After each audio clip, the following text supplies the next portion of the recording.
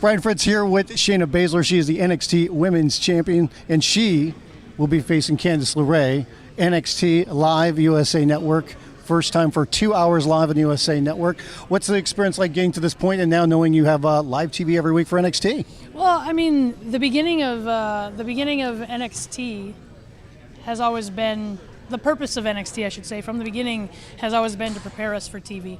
And so I think once it got thrust into our laps, we found out we were a lot more prepared than we even knew. But it's exciting, you know. We've been putting on, I think, the best wrestling in the world for a few years now, and it's exciting that the world gets to see it. What's this progress been like for you? From somebody who came from an MMA background, you did wrestling before you got here, and to see where you are now, what's this process been like for you, and the growth for you when it comes to what you do? Man, it's there's so many cliche things I could talk about my path here. Hard work pays off, and things like that. But I've been really blessed to have not just the coaches here, which are obviously the best in the world, but the upbringing in MMA I had wasn't a traditional Brazilian Jiu-Jitsu and whatnot. My main coach, Josh Barnett, is a pro wrestler fighter. So that's what I am now. And I think pro wrestling as a legacy, as far as in my martial arts history, my martial arts lineage is very deep and upheld to great import. So it's just the natural progression of the way I think my entire combat sports career has gone. Yeah, and you talked about Josh Barnett, but obviously Billy Robinson's had a big impact on your career. What drew you to him that said, this is something that really stands out to me and something I want to do like he does? Well, I trained with Billy Robinson for fighting. He passed away before I started pro wrestling, but Billy was Josh's coach. And when I started working with Josh, it was for catch wrestling, which is a martial art that's pro wrestling, basically. Pins and submissions and turnovers and things like that. So I liked that style because it fit my upbringing on the wrestling mat and amateur wrestling. And I really had no idea the correlation between catch wrestling, the martial art, and professional wrestling at the time. But obviously, working with Josh Barnett and working with Billy Robinson, your eyes get open to that very quickly, very painfully. But it's just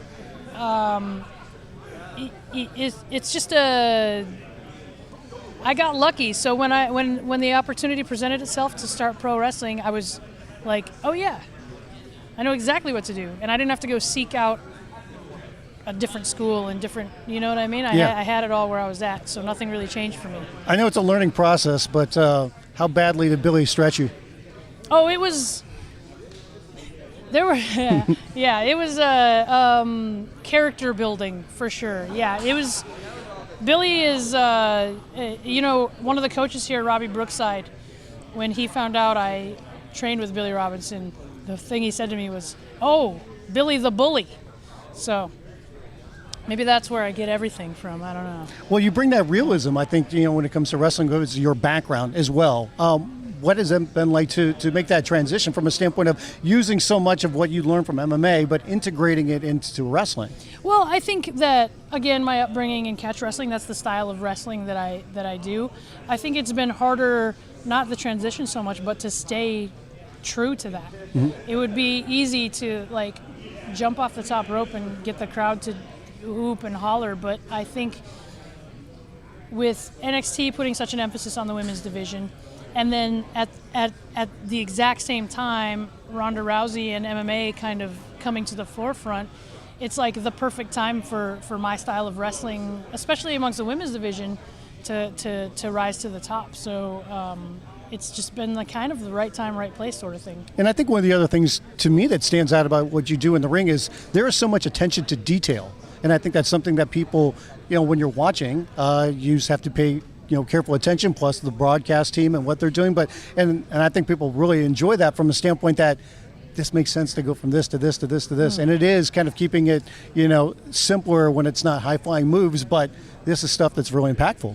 It looks simpler, but I feel like, honestly, and I'm not just like trying to defend my style of wrestling, I think it's more complicated in some ways.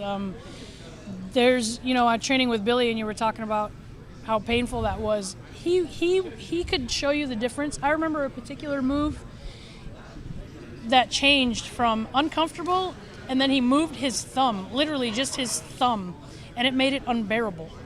And so those kind of little details, I think that's another thing of being here in the WWE and on TV especially. Those kind of details maybe don't make sense in a arena of 80,000 people to that person way up there, but a camera right there on a big screen and in your living room on a screen, now you can see that stuff. So that's been helpful, because I don't know that without that the style I bring would be as understood or look as devastating as it And I think it also helps you have like a different relationship with the audience. Yeah, and it makes me have to be on top of it too, because while it's very much like, oh, now people can see what I'm doing, that's a double-edged sword, because now people can see what I'm doing, so they can also see when I'm doing something wrong or bad. And so it helps me keep all that technique and stuff of that technical style very clean. You are coming up on a big milestone, almost a year as the women's champion. I believe we're at day 337 as we're talking right now. What's this been like to have the championship that long and be able to represent the women's division for NXT for that period? It's just such a cool time.